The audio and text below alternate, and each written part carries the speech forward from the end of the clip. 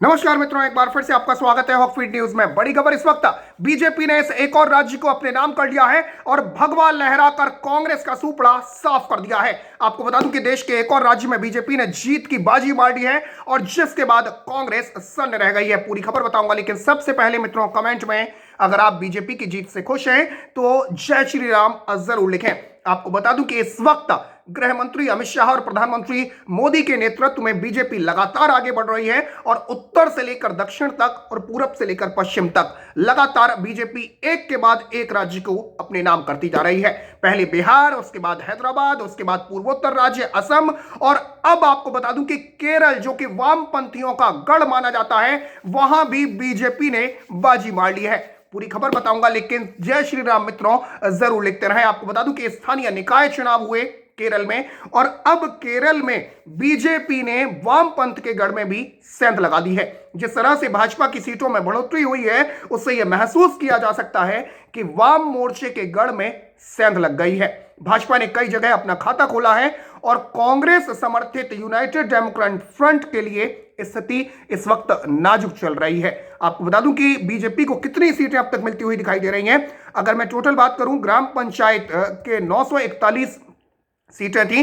केरला की बात करूं जिसमें एलडीएफ को 522, यूडीएफ को 363, एनडीए को 23 और अदर्स को 32। ब्लॉक पंचायत की अगर बात करूं तो 152 सीटें थी, एलडीएफ को 108, यूडीएफ को 44। इसके अलावा डिस्ट्रिक्ट पंचायत एलडीएफ 14 सीटें थी, 10 और यूडीएफ को 14। म्युनिसिपैलिटी की अगर मैं बात करूं तो एलडीएफ 35, यूडीएफ 45 और एनडीए 2, अदर्स 4। कॉर्पोरेशन, तो आपको बता दूं कि इन नगर पालिकाओं में भी अब केरल में भी बीजेपी ने सेंध लगाना शुरू कर दिया है और कई जगह ऐसी हैं जहां पर बीजेपी ने बढ़त बनाई। आपको बता दूं कि केरल में वामपंथ का गढ़ माना जाता है केरल को। लगातार पहले केरल से खबरें आती थी, हालांकि अब पश्चिम बंगाल से आती हैं कि बीजेपी और आरएसएस के कार्यकर्ताओं को मारा जाता है, जान से मार दिया जाता है। पहले ये खबरें केरल से लगातार आती थी और केरल आज से नहीं, केरल को पिछले कई सालों से वामपंथियों का गढ़ माना जाता है। लेकिन इस गढ़ में सेंध लगाना यह बेहद ही ताज्जुब वाली बात है और निश्चित तौर पर यह बीजेपी के लिए बेहद ही हौसला अफजाई वाली बात है। निश्चित तौर पर बीजेपी का मनोबल जरूर बढ़ा होगा। आपको बता दूं कि पहले हैदराबाद जो कि ओवैसी का गढ़ माना जाता था, वहां बीजेपी ने सेंध लगाई और अब चाहे कम सीटें जीती हो, एलडीएफ का प्रदर्शन अच्छा रहा हो, यूडीएफ को नुकसान पहुंचा हो, लेकिन बीजेपी के लिए जो कम सीटें हैं ये भी बेहद मनोबल बढ़ाने वाली हैं। आपको बता दूं कि बीजेपी के प्रदर्शन को सराहना जरूर कहेंगे, लेकिन अगर इसकी ज्यादा सराहना नहीं कर सकते तो इसे नजरअंदाज भी नहीं किया जा सकता। जहां पर बीजेपी का अस्तित्व ही नहीं था, वहां बीजेपी ने कई सीटें जीत ली हैं। हालांकि देश भर में चल रही भाजपा की लहर और बंगाल में दिख रहे प्रचंड वेग के बावजूद यहां केरल में उसे उस तरह पैर उसका नहीं जम पाया। लेकिन तिरुवनंतपुरम की महत्वपूर्ण सीट पार्टी हासिल नहीं कर सकी, लेकिन बावजूद इसके ग्राम पंचायत चुनावों में बीजेपी ने 24 सीटें जीती, जबकि 2015 में 14 सीटें जीती थी। कोट्टयम, इद्दू और पथनमथिट्टा जिले में बीजेपी ने फायदा उठाया। इसके अलावा आपको बता दूं कि कोट्टयम में तो पार्टी 8 सदस्यों के साथ दखल रखने की भूमिका में भी आ गई है।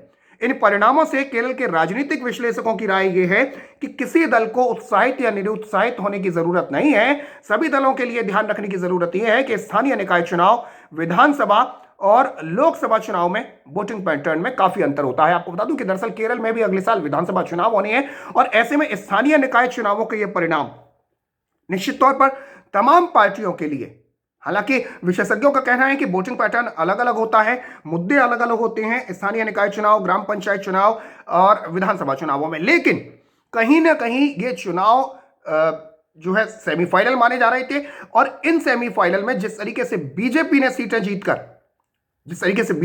जीती हैं, उससे निश्चित तौर पर एलडीएफ और यूडीएफ को तगड़ा झटका लगा है। लेकिन सबसे बड़ा झटका लगा है कांग्रेस को। आप बता लूं कि सबरीमाला में हिंदू मान्यताओं के आधार पर महिलाओं के प्रवेश पर रोक के मुद्दे की मुहिम का गढ़ रहे पालागढ़ में बीजेपी विजयी रही।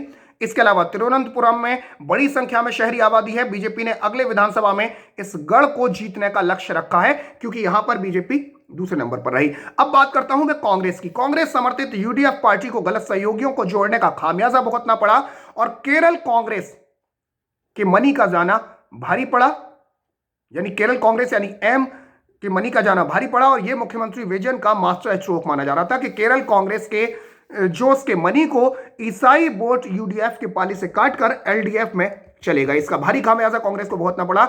इसके अलावा सोना तस्करी और भ्रष्टाचार का मुद्दा भी कांग्रेस जो लगातार पिनराई विजयन पर लग रहा था, जो आरोप सोना तस्करी और भ्रष्टाचार का, उस मुद्दे को भी कांग्रेस ठीक ढंग से नहीं भुना पाई और कांग्रेस का सूपड़ा साफ हो गया। आपको बता दूं कि केरल में जो स्थानीय निकाय चुनावों की मतगणना शुरू होने के बाद ही शुरुआती रुझानों से पहले यह पता लगा था कि सीपीआई के नेतृत्व में जो वाम लोकतांत्रिक मोर्चा था वो 941 पंचायतों में 520 पर बढ़त बनाए हुए हैं और राज्य निर्वाचन आयोग के जो आंकड़े थे वो 152 में से 14 जिला पंचायतों और 108 ब्लॉकों में अग्रणी भी रहा।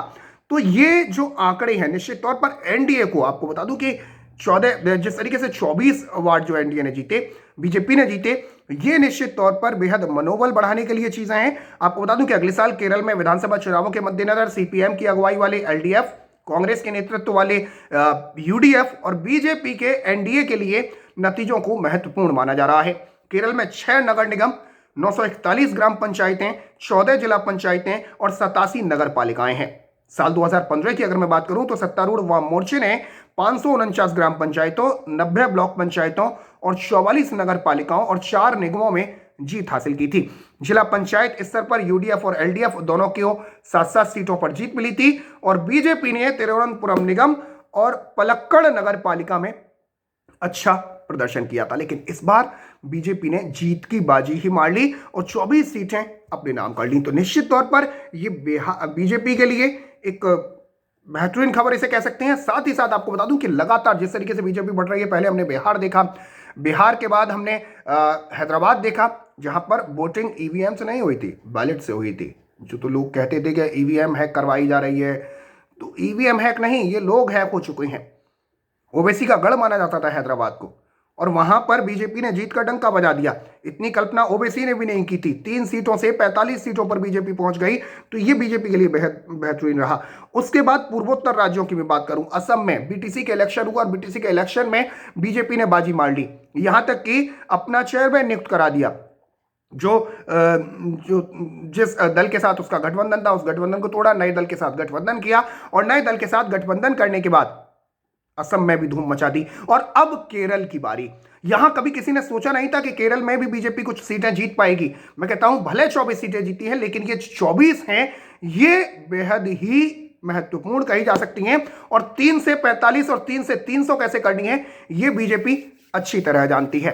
तो ये निश्चित तौर पर कांग्रेस और वाम दलों के लिए एक दुख भरी खबर इसे कह सकते हैं, बेहद चिंता भरी खबर इसे कह सकते हैं। लेकिन बीजेपी के लिए ये खबर बेहद ज्यादा मनोबल बढ़ाने वाली है। तो फिलहाल के लिए इतना ही। जय हिंद, जय भारत, नमस्कार।